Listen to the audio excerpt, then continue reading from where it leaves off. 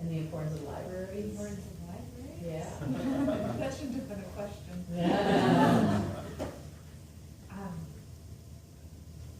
And what you're seeing though, in terms of your use, the usage of patrons and how important it is. So my perspective here is a little unusual for a librarian because I don't work at a public library, Yeah. I work at a community library.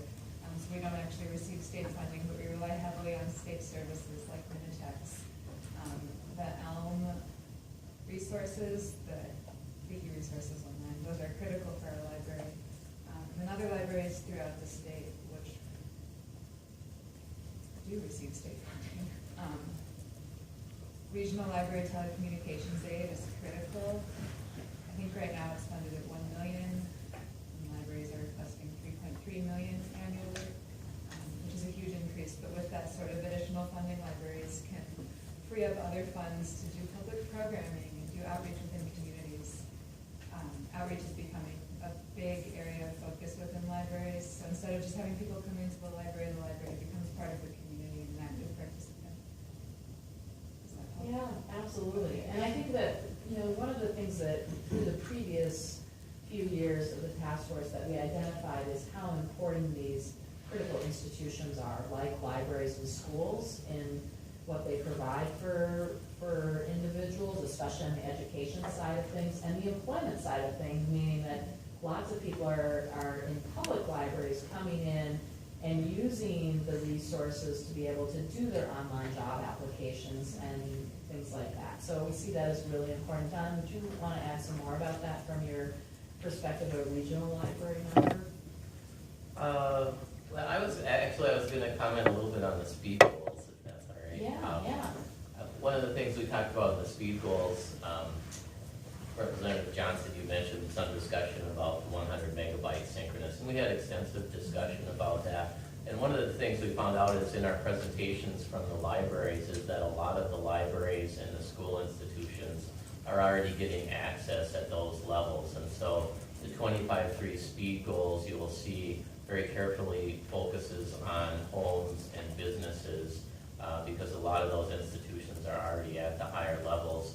And what we also heard from a lot of the providers is they're not building to the speed goal that the FCC has established. They're building to the extent of what's economically feasible and what they can get as far as the most broadband infrastructure for the dollars they have to spend on it. And the other part of our goal is a stretch goal over the 6 years to make sure every Minnesotan has at least one provider who's providing at 100 megabits download and 20 up, which we think is, and so our 25 and 3 is marked, 25 and 3 is marked as a 6-year goal, the 100 by 20 is marked by a 10-year goal. And so we thought that was important. We had a lot of discussion about whether to be symmetrical or not, and really looked at the issue of trying to balance how Minnesotans are using services, and download tends to be the larger driver here, with upload being important. And some businesses and some individuals need a higher upload speed. Certainly we are supportive of that, but in terms of a border-to-border, everyone connected goal, following the federal definition of high-speed broadband seemed to make some sense for us as the task force recommending it. Certainly we know that the legislature will act on this, and the governor may weigh in on it as well. So I'd just like to make a couple of comments. The task force report was 2026 in 20. Just for context, I think it's important we all remember that the National Broadband Plan calls for 1050 by 2020. The task force report called for 1020 by 2026. So we're not aligned at all with the National Broadband Plan. In terms of symmetry, we heard before our panel joined us a report from the Office of Broadband Development this morning. Jane Leonard, the Young Officer, cited the example of an entrepreneur, a business person in rural Minnesota that relies on symmetrical speeds and is now using a gig for upspeed for their business. And I think a point that we've made here at the task force is that upspeed is economic development. It's the upspeed that allows entrepreneurs and people in their homes to actually create economic value and not merely consume the broadband content, but create value and create. And so upspeeds are very important. And I hope, speaking personally and from my role of representing rural communities, that the task force will continue to look at symmetry. I think that's important. That is the future of economic development. And to your point, Allison, I love the way you put it about the governor wants Minnesota needs to work for everyone everywhere. That symmetry is a key element for economic development. So I wanted to just add that perspective. That's helpful. Margaret, are you available there? Yeah, we're here, we're right here, Dan, and we've got the legislative panel in front of us. Would you like to weigh in? You give me, us on the phone, introduce ourselves, or do you think I was wrong? Well, I did call for introductions a while ago, so would you like to introduce yourself? I think we got a phone on you, but I couldn't speak to you. I Okay, just wanted to say I am on the task force for those people in the audience. And I enjoyed their responses, and it's a very tender issue.